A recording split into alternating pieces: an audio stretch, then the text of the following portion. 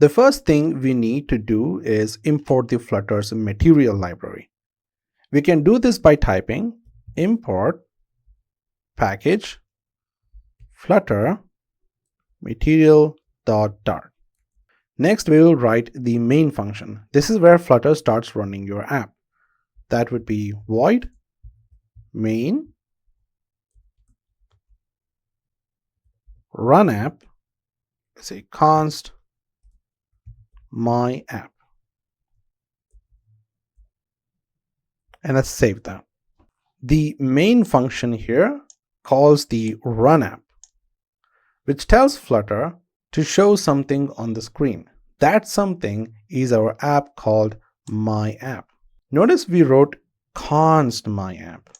The keyword const tells Flutter that this widget doesn't need to rebuild every time we reload our app. It's a simple performance boost.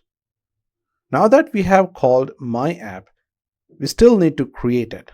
That's the function or widget that builds our actual UI.